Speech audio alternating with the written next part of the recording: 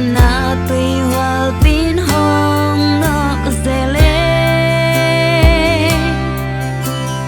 chỉ nàng thấy lô đùng kia in có ôm hơn cha nghìn làm yên na dây xuân khóa vác không tan ta lung lao kén lu lệ nàng ở gió lâu không vinh gieo đi nên na sáng na ghen thấy na không về đi lung kia kén lu lệ nàng không méo xưa in nó khang in ở gió lâu in riêng đi hồng xóa kịp đi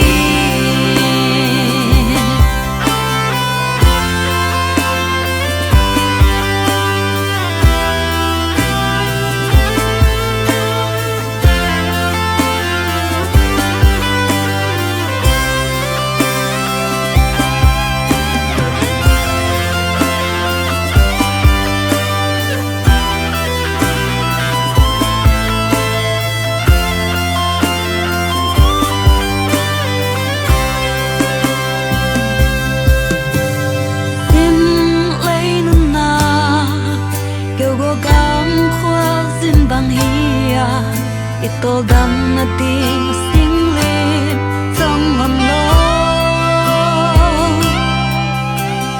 con điên âm lô